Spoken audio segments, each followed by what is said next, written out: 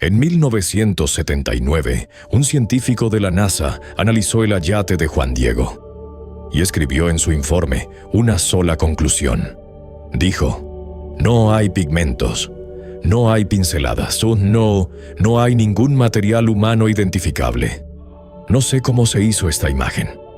Ese informe no se publicó durante 20 años. Pero eso no es lo que más le perturbó. Lo que más le perturbó fue lo que encontró cuando midió la temperatura de la tela. Una tela expuesta durante 2 siglos al calor de miles de velas sin ningún vidrio protector. La temperatura era uniforme en toda la superficie, como si el calor no la tocara. Luego vino otro científico. Amplificó los ojos de la Virgen 2500 veces. Y dentro de esos ojos, en un espacio de menos de 1 centímetro, encontró los rostros de 13 personas reflejadas con la física de un ojo humano vivo. Una tela muerta no puede hacer eso. Y hay algo más. Esa tela tiene 500 años. Debería haberse desintegrado hace 4 siglos. Sus fibras siguen siendo flexibles hoy, sin ningún tratamiento, sin ninguna explicación. 90 años de ciencia, 0 respuestas. Y hace 2 años, el último equipo de investigadores que analizó el ayate encontró algo que ninguno de los anteriores había detectado. Algo que decidieron no publicar. Hasta hoy. El hombre que nadie escucharía, diciembre de 1531, el Cerro del Tepeyac. Antes del amanecer, Juan Diego tenía 57 años, era viudo, indígena chichimeca, sin tierras, sin título, sin ninguna razón para que alguien poderoso lo escuchara. Pero hay algo que los libros no explican. La Virgen no se apareció en una catedral, no se apareció ante el obispo, no eligió a un sacerdote, ni a un noble, ni a nadie con poder. Eligió a ese hombre, en ese cerro, a esa hora. ¿Por qué? Esa pregunta tiene una respuesta. Y cuando la escuches va a cambiar todo lo que creías saber sobre lo que ocurrió ese diciembre. El Tepeyac era el sitio sagrado de Tonantzin, la madre de los dioses mexicas. Durante siglos, las mujeres indígenas subían ahí a pedir protección para sus hijos. Un culto tan arraigado que los frailes llevaban décadas intentando borrarlo sin conseguirlo. Un lugar que todo indígena del Valle de México reconocía como el Cerro de la Madre. Y fue ahí, exactamente ahí, donde una mujer rodeada de luz se presentó hablando en náhuatl y dijo: «Soy tu madre». No fue una coincidencia. Esa mañana Juan Diego caminaba hacia Tlatelolco. El frío era intenso. El camino bordeaba la falda del Tepeyac, árido y rocoso, donde no crecía casi nada.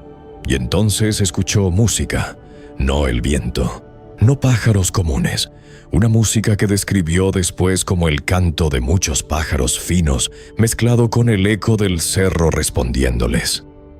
A esa hora, en ese frío, en un cerro sin árboles ni nidos, nadie ha explicado nunca de dónde venía esa música.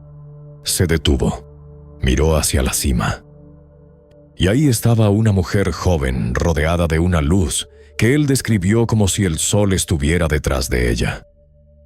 Le habló en náhuatl con una voz suave, pero con una autoridad que lo dejó sin movimiento. Le dijo que era la Virgen María, que quería un templo en ese lugar, para estar cerca de su pueblo, para escuchar sus penas. Juan Diego fue ante el obispo Zumárraga ese mismo día. Caminó horas. Esperó en la puerta. Le contó todo. El obispo lo escuchó con atención y le dijo que necesitaba una señal. Aquí hay algo que casi nadie cuenta. Zumárraga no era un hombre ignorante. Era franciscano, culto, con décadas de experiencia en la Nueva España. Sabía que no podía creer cualquier visión sin verificación, pero también sabía algo más. Sabía que si esta aparición era real, una imagen de la Virgen en ese cerro, hablando en náhuatl, presentándose como madre, podría hacer en un año lo que los frailes no habían logrado en una década. Por eso le pidió una señal. No por incredulidad, por cautela. Lo que no sabía es que la señal que iba a recibir 4 días después no podría ser explicada 500 años más tarde. El 10 de diciembre, Juan Diego regresa ante el obispo, que vuelve a pedir la misma señal. El 11 de diciembre no sube al Tepeyac, pero la mañana del 12 Juan Diego no iba al cerro. Iba en dirección contraria. Su tío Juan Bernardino estaba moribundo. La epidemia que devastaba el Valle de México se lo estaba llevando. Por eso esa mañana Juan Diego tomó un camino diferente, rodeando el cerro por el lado opuesto, para no encontrarse con la Virgen. ¿Por qué huía el hombre elegido para ese encargo? Porque tenía miedo. Tenía 57 años, su tío se moría, y no entendía por qué lo habían elegido a él y no a alguien más digno. Ese detalle nunca aparece en las versiones oficiales, pero está en los documentos originales. Un hombre elegido por la Virgen que esa mañana intentó esquivarla. Pero la Virgen apareció de todas formas. Bajó a su encuentro en el camino. Le dijo que no tuviera miedo, que su tío ya estaba sano. Y luego le dio una sola instrucción: subir al cerro y cortar las flores que encontrara ahí. Juan Diego subió. Y lo que encontró en la cima de ese cerro rocoso, en pleno diciembre, con el frío del Valle de México, es algo que ningún botánico ha podido explicar con satisfacción hasta hoy. Rosas de Castilla, floreciendo, en un cerro donde no había tierra fértil, en un mes donde ninguna flor debería haber sobrevivido. Frescas, como si las hubieran cortado esa misma mañana de un jardín en pleno verano. Las cortó, las acomodó en su tilma y bajó hacia la ciudad. Y cuando llegó ante el obispo y abrió esa tela para mostrar las rosas, nadie en ese cuarto estaba mirando las flores, porque en la tela, donde antes no había absolutamente nada, había aparecido una imagen. Nadie vio el momento en que ocurrió. Nadie escuchó nada. Nadie sintió nada. La imagen simplemente estaba ahí. Y lo que esa imagen llevaba grabado en su interior, sin que nadie lo supiera, sin que ninguno de los presentes pudiera imaginarlo. Esperaría 4 siglos a que alguien con los instrumentos correctos se acercara a mirarla de verdad. Lo que ese alguien encontró está en el siguiente bloque. Y tiene que ver con algo que lleva 500 años mirándote cada vez que visitas la basílica.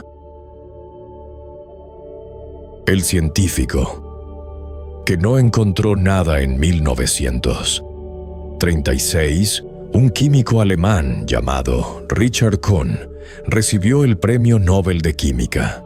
Ese mismo año, alguien le entregó muestras de fibra del yate de Juan Diego para que las analizara. Kuhn era el mejor del mundo en lo que hacía.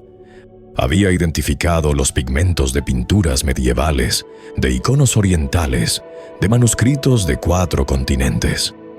Conocía cada material que el ser humano había usado alguna vez para hacer arte. Si había algo en esas fibras, él lo encontraría. Analizó las muestras durante semanas y no encontró nada, ni pigmentos minerales, ni pigmentos animales, ni pigmentos vegetales. Nada, como si la imagen no estuviera hecha de ningún material conocido. Su informe fue presentado y luego, durante décadas, fue ignorado. Pero 40 años después, llegó alguien que no se conformó con ignorarlo. En octubre de 1979, el Dr. Philip Serna Callahan aterrizó en la Ciudad de México con un maletín de equipos de análisis infrarrojo y una misión: examinar el yate y encontrar la pintura. Callahan era investigador del Centro Goddard de la NASA, biólogo especializado en análisis de pinturas antiguas. Había trabajado con el mismo método en manuscritos medievales, en iconos orientales, en objetos arqueológicos de 4 continentes. No llegó a México con expectativas religiosas. Llegó con instrumentos. Llegó a encontrar la explicación humana. Pasó toda la noche frente al Ayate con su equipo infrarrojo. Lo que encontró lo obligó a reescribir su informe 3 veces antes de entregarlo. La imagen de la Virgen mostraba 2 tipos de intervención completamente distintos bajo la luz infrarroja. Las partes que correspondían a los rayos dorados, a la luna creciente y al ángel sí mostraban pintura convencional, pinceladas visibles, técnica humana identificable, materiales del siglo XVI. Pero la imagen central de la Virgen, el núcleo de la figura, no correspondía a ninguna técnica de pintura conocida. No había pinceladas. No había capa de preparación. No había ningún material depositado sobre la superficie de la tela. Y aquí está lo que más le perturbó. La imagen central no estaba sobre las fibras. Estaba en las fibras.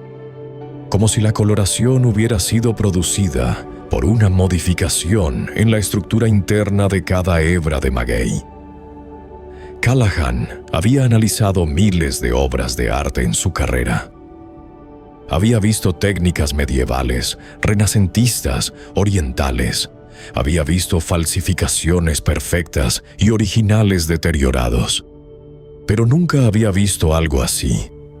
Una imagen sin material, sin técnica, sin origen identificable. Su informe fue enviado al Centro de Estudios Guadalupanos y no fue publicado durante 20 años.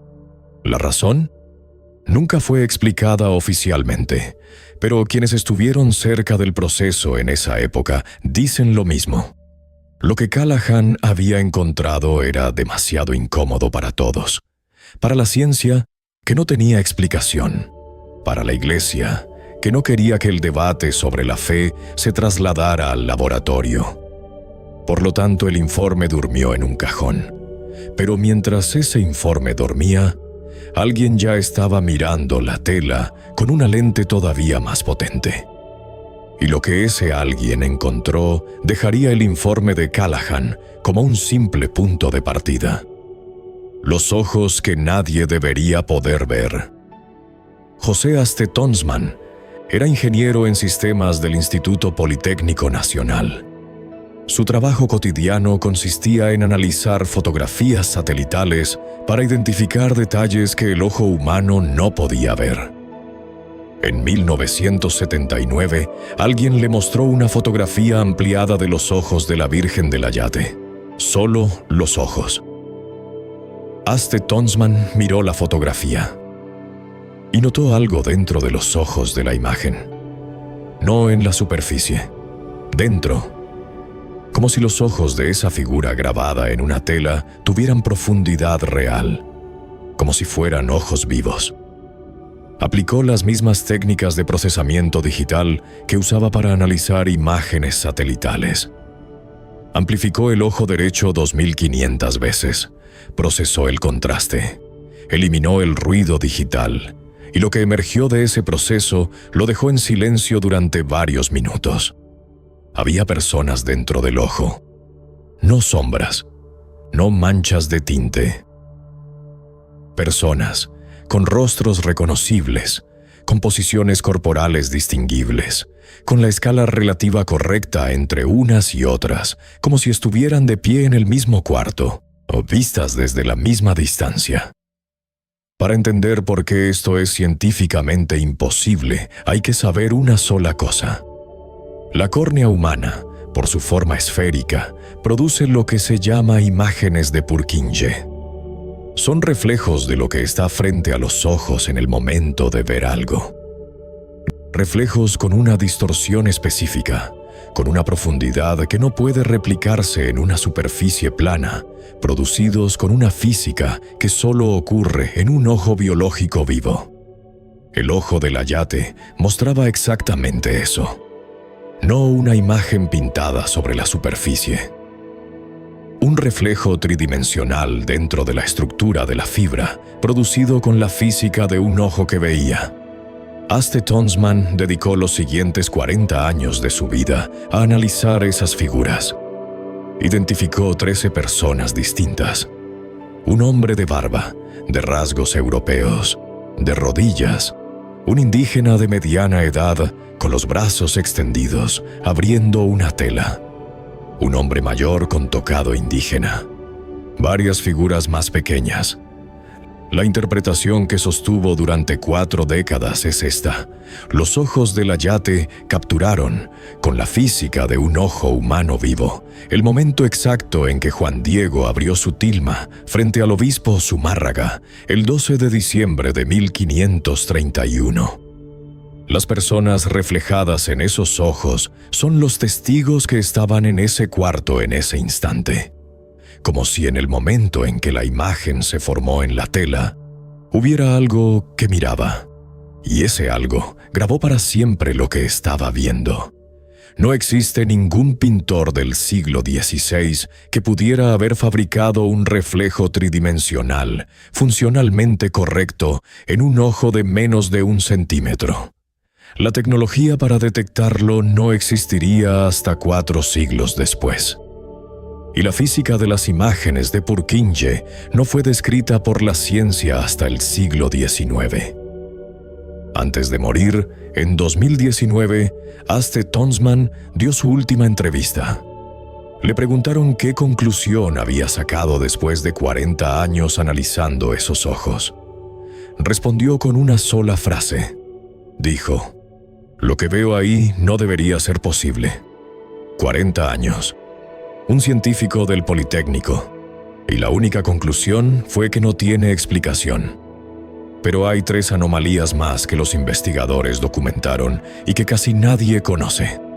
3 datos que cuando los escuches juntos van a cambiar la manera en que ves esta tela para siempre. Las 3 anomalías que la física no puede resolver.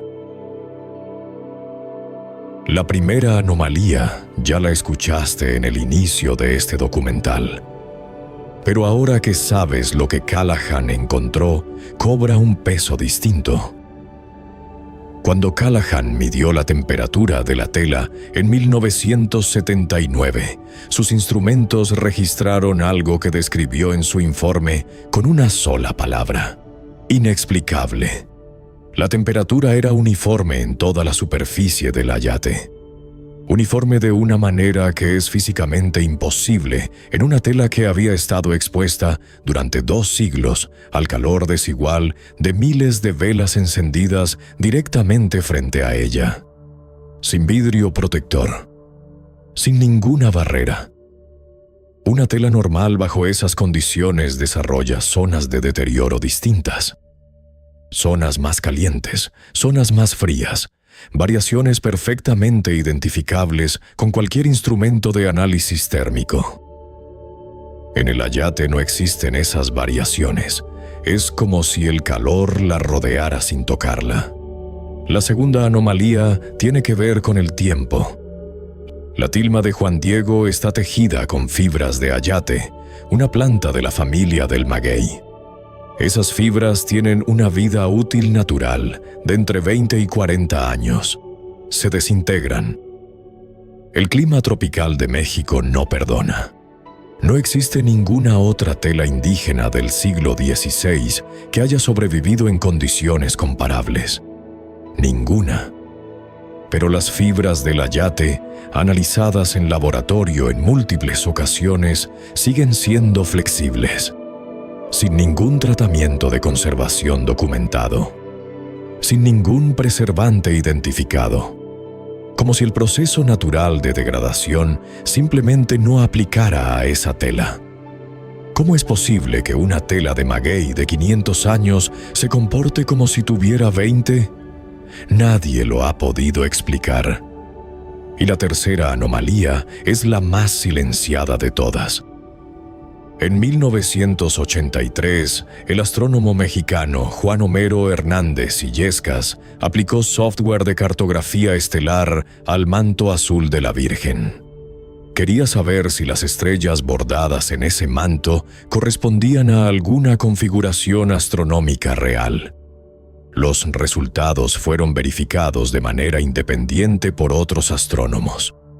Las estrellas del manto corresponden exactamente al cielo visto desde el Valle de México, el 12 de diciembre de 1531 a las 6:45 de la mañana. No una configuración aproximada, no una similitud general. El cielo exacto de esa mañana, de ese año, visto desde esa ubicación geográfica, con las constelaciones en las posiciones precisas para esa hora y esa fecha, con la Cruz del Sur en el borde inferior del manto, exactamente donde aparecería en el horizonte sur a esa hora. Para fabricar eso en el siglo XVI habría sido necesario conocer la posición exacta de cada estrella en esa fecha, en esa ubicación, a esa hora. Un cálculo que solo sería verificable con tecnología que no existía en 1531. 3 anomalías: temperatura uniforme que desafía la física del calor, fibras que no envejecen, un mapa estelar que nadie del siglo XVI podría haber calculado. Pero todas esas anomalías, con todo su peso científico, quedan en segundo plano frente a lo que ocurrió en 1921. Porque en 1921 alguien intentó destruir el Ayate. Y lo que ocurrió ese día es el dato más documentado, más verificable y más difícil de ignorar de toda esta historia. La bomba que no pudo 14 de noviembre de 1921. Ciudad de México. Un hombre llamado Luciano Pérez Romero entró a la Basílica de Guadalupe con un ramo de flores. Lo dejó frente al altar, al pie de donde estaba colgado el Ayate. Dentro del ramo había una bomba de dinamita. La explosión fue escuchada a varias calles de distancia. Destruyó el altar de mármol, torció la pesada cruz de metal que estaba a 1 metro del Ayate. Rompió los vidrios de todas las ventanas cercanas. Varios asistentes resultaron heridos por los fragmentos que salieron disparados en todas direcciones. El cristal protector que cubría el Ayate no se rajó. La imagen quedó intacta. Una bomba que torció una cruz de metal macizo de otros no dejó ni una marca en una tela de maguey a menos de 1 metro de distancia. Los ingenieros que analizaron el daño estructural de la explosión calcularon que la onda expansiva debería haber destruido todo lo que estaba en un radio de 2 metros. El Ayate estaba dentro de ese radio. No hubo ninguna explicación técnica satisfactoria para lo que ocurrió. El hecho está documentado en los archivos policiales de la Ciudad de México, en los reportes periodísticos de la época y en el informe de daños de la basílica. No es una leyenda, no es una interpretación, es un expediente, una bomba, una tela intacta y ninguna explicación. Pero hay algo en la historia del Ayate que es incluso más perturbador que la bomba. Porque no fue la primera vez que algo que debería haberlo destruido se detuvo frente a esa tela sin explicación documentada. Y tampoco fue la última. Lo que México nunca ha podido ignorar. En 1910, cuando la Revolución Mexicana estaba en su punto más violento y más anticlerical, el gobierno revolucionario ordenó la confiscación de los bienes de la Iglesia en todo el país. Los templos fueron saqueados. Las imágenes religiosas fueron quemadas en plazas públicas. Las cruces derribadas. Las campanas fundidas. Cuando los soldados llegaron a la Basílica de Guadalupe, nadie sabe con exactitud qué ocurrió en las horas siguientes. Lo que sí está documentado es que el Ayate no fue tocado. En un país que en ese momento quemaba imágenes religiosas con una eficiencia casi industrial, nadie puso un dedo sobre esa tela. No hay registro oficial de la razón. No hay acta. No hay orden escrita explicando por qué esa imagen específica fue preservada mientras todo lo demás ardía. Solo el hecho. Y ese hecho tiene un peso particular cuando se entiende quiénes eran los hombres que tomaron esa decisión. No eran creyentes.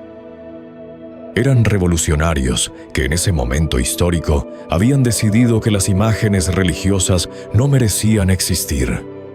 Y aún así, esa tela quedó intacta. ¿Qué vieron esos hombres cuando se pararon frente al ayate? Esa pregunta no tiene respuesta en ningún archivo. Pero la pregunta misma dice algo que ningún dato científico puede decir. Dice que hay algo en esa tela que detiene a las personas, creyentes y no creyentes, científicos y revolucionarios. Algo que lleva 500 años produciendo el mismo efecto en personas completamente distintas. Y ese algo, según el último equipo de investigadores que analizó el ayate, tiene una explicación que ninguno de los anteriores había encontrado. Lo que no se publicó en 1999. En 1999, el Centro de Estudios Guadalupanos autorizó por primera vez el uso de microscopía electrónica de alta resolución sobre muestras de fibra del ayate. El equipo lo integraban científicos del Instituto Nacional de Investigaciones Nucleares de México. Su objetivo era responder la pregunta que Kuhn había dejado sin responder en 1936. ¿De qué está hecha esta imagen? Los resultados fueron distribuidos de manera limitada entre investigadores especializados. No llegaron a los periódicos, no llegaron a la televisión, no llegaron al público mexicano. Lo que el equipo encontró fue esto. La imagen no contiene pigmentos orgánicos identificables de ningún tipo en las áreas que corresponden a la figura central. Eso confirmaba lo que Kuhn había encontrado 63 años antes. Pero el análisis de 1999 fue más lejos. Lo que encontraron no era simplemente la ausencia de materiales conocidos. Era la presencia de algo que no sabían cómo clasificar. Las fibras en las áreas de color muestran una modificación en su estructura interna. No una capa de material depositado sobre las fibras desde afuera. Una alteración dentro de las fibras mismas. La imagen no está pintada sobre la tela. Está en la tela, en su estructura molecular, como si cada fibra de maguey hubiera sido transformada desde adentro para producir los colores que vemos. No existe ningún proceso químico, físico ni mecánico conocido que produzca ese resultado en fibras de maguey. No hay temperatura, no hay presión, no hay tratamiento documentado que genere ese tipo de modificación con la resolución de detalle que muestra la imagen. El informe terminaba con una frase que debería haber generado titulares en todo el mundo científico. Decía: el mecanismo por el cual se produjo la imagen en las fibras del ayate es, hasta la fecha, desconocido. Ese informe existe. Está archivado. La mayoría de los mexicanos nunca supo que se había realizado. Y ese informe de 1999 fue el último análisis oficial publicado sobre el ayate durante más de 2 décadas, hasta hace 2 años. Lo que encontraron hace 2 años. En 2022, un equipo de investigadores del Centro de Ciencias Aplicadas de la Universidad Nacional solicitó acceso al ayate para realizar un análisis con tecnología de imagen hiperespectral. Una tecnología que no existía en 1979, cuando Callahan realizó su estudio. Una tecnología que permite analizar la composición de una superficie, capa por capa, con una resolución que ningún instrumento anterior había alcanzado. El acceso fue concedido. El análisis fue realizado. y lo que encontraron no fue publicado en ninguna revista científica. No porque los resultados fueran incorrectos, sino porque los resultados generaban una pregunta para la que no había respuesta científica disponible. Lo que la imagen hiperespectral reveló es esto: la imagen del ayate no tiene una sola capa, tiene tres. La capa exterior es la que todos conocemos, la imagen visible de la Virgen que los peregrinos ven cada día en la basílica. La capa intermedia, invisible al ojo humano y no detectada por ningún análisis anterior, muestra un boceto previo de la imagen, como si alguien hubiera trazado primero el diseño y luego lo hubiera rellenado, excepto que ese boceto no está hecho con ningún material conocido. No hay tinta, no hay carbón, no hay ninguna sustancia de trazo identificable. Es un boceto sin material. Pero la tercera capa es la que dejó al equipo sin palabras. Debajo de la imagen visible, debajo del boceto sin material, en la capa más profunda de las fibras de la tela, hay una imagen diferente. No la misma imagen con variaciones. Una imagen diferente. Es una figura humana en posición distinta, con proporciones distintas, con elementos que no corresponden a la imagen exterior. Como si debajo de la Virgen que todos conocemos hubiera otra imagen, una imagen anterior. Una imagen que nadie puso ahí con ningún instrumento conocido y que estuvo escondida en las fibras de esa tela durante 500 años sin que nadie lo supiera. El equipo documentó los hallazgos, los revisó, los verificó con un segundo análisis y decidió no publicarlos hasta tener una explicación para lo que habían encontrado. 2 años después siguen sin tenerla. 3 capas en una tela de maguey de 500 años. La capa exterior visible, un boceto sin material y una imagen diferente escondida en lo más profundo de las fibras. ¿Qué es lo que lleva 500 años colgado en la Basílica de Guadalupe? La respuesta honesta, después de 90 años de análisis científico, de 6 equipos de investigadores independientes, de toda la tecnología disponible en cada década, desde 1936, es la misma que Aste Tonsmann dio en su última entrevista. Lo que veo ahí no debería ser posible. Una imagen sin pigmentos, unos ojos que capturan reflejos como si estuvieran vivos. Un mapa estelar que nadie del siglo XVI podía calcular. Una bomba que no la tocó. Una temperatura que el calor no altera. Unas fibras que no envejecen. Un boceto sin material. Y una segunda imagen escondida en lo más profundo de la tela que estuvo ahí 500 años sin que nadie lo supiera. 90 años de ciencia. 0 explicaciones. Pero hay algo que ninguno de estos investigadores estudió. Algo que está grabado en esa misma tela y que tiene que ver con los 9 millones de personas que se convirtieron al cristianismo en los 7 años siguientes a la aparición. 9 millones en 7 años. El número de conversiones más grande y más rápido de la historia de la humanidad. ¿Fue la imagen la que lo provocó? ¿O había algo más en esa tela que los indígenas del siglo XVI podían leer y que nosotros todavía no hemos entendido?